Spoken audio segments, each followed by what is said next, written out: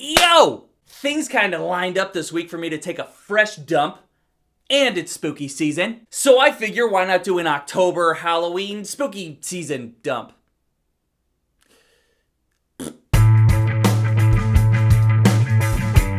Talk to me! Yep. I'd say the hype is real. Thought it was pretty great. I'm not gonna say too much because the less you know, the better. Basically, teenagers get together and do stupid teenage shit, including fucking with this hand that allows spirits to possess whoever is holding it. And they film it and put it on social media. This is kind of a perfect example of fuck around, you find out. The opening scene definitely caught my attention.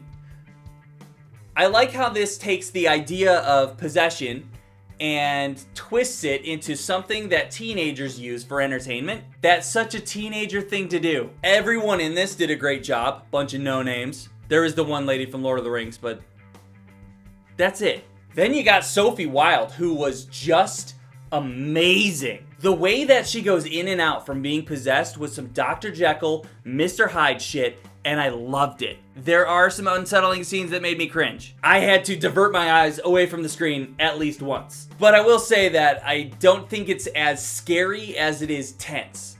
This thing is tense as fuck. There are so many holy shit moments, and one of them made me verbally yell no at the TV.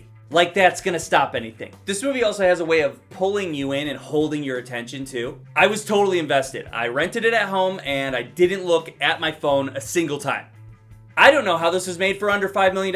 The production and the cinematography are fucking great. The sound editing and sound design. There's also some gruesome practical effects, and it's not like fun gore, it's realistic gore. And that always makes me, yeah. Like the majority of people out there that have seen it, I loved this one. I also thought it had the perfect ending. Oh yeah, and it was made by YouTubers.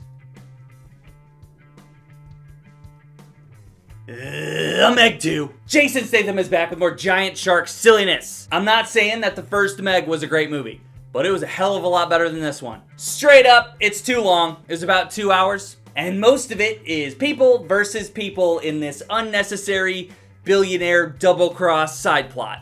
I don't give a shit. And a lot of this time is spent at the bottom of the ocean, in the trench, and guess what? It's too dark. Had to turn all my lights off. And then the creatures from the trench, they find their way up to the surface, because that's what happens. And let's be real, that's all I want to see. Just give me an hour and 20 minutes of Megs chomping on people and fighting Krakens and fighting Jason Statham on a jet ski. I don't need anything else. That's good enough. I had an issue with the sharks too. I'm one of those dudes that's like super terrified of sharks. I don't like to go in the ocean. I don't like to watch shark movies. And for some reason in this, the sharks have like shortened, rounded off teeth. Those aren't scary. These are scary. You guys know, I love Statham, but even he couldn't save this one. It really is just disappointing and lame. If you want to have a good time, just throw in the last 30 minutes. You don't even need to know anything before that, okay? No one will save you. Straight up house invasion alien flick. Right off the bat, I'm seeing a lot of character development through visuals. I was like 15 or 20 minutes in when I realized I don't think anyone has said any words yet. And then there's another like 45 minutes before a single word is said. And that was only like 3 words. There are technically only 3 words said in this entire movie. There's like no dialogue. Well, by humans anyway. The aliens, they talked quite a bit.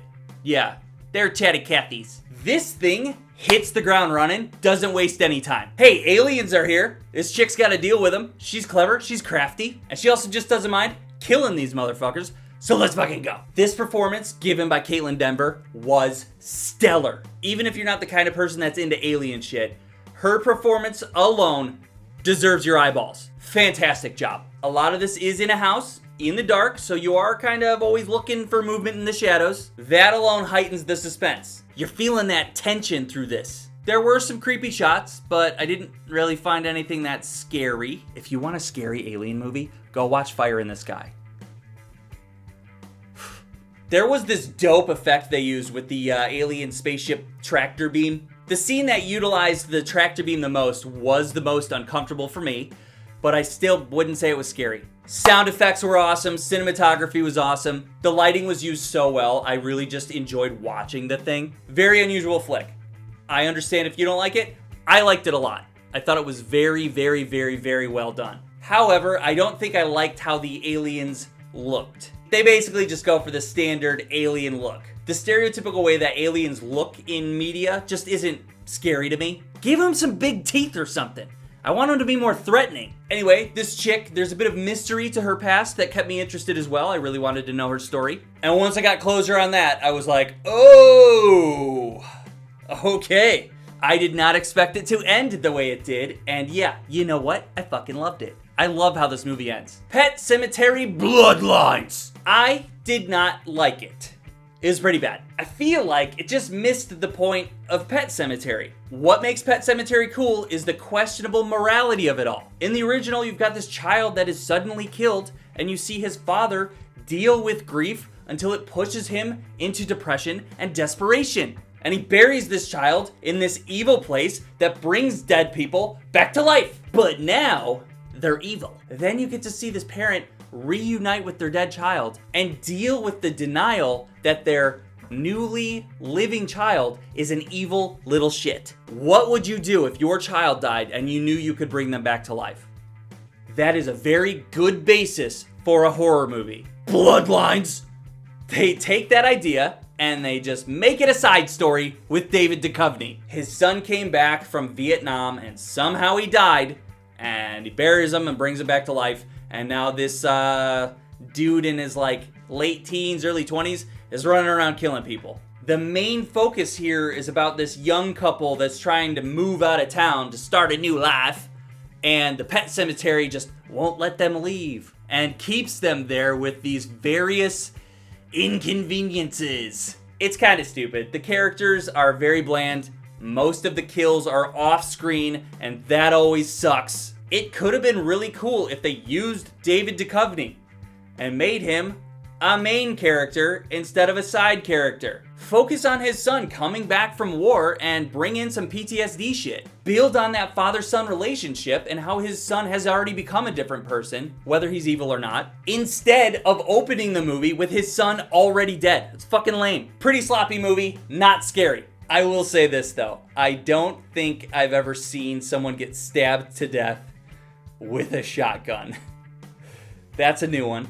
Bloodlines. Mad God. Okay, so do you know who Phil Tippett is? He's done the special effects for some of the most well-known movies ever. He's got an Oscar for Jurassic Park, I think. Well, in the late 80s, early 90s, he started working on his own flick, a stop-motion animation. And it took him 30 years to complete.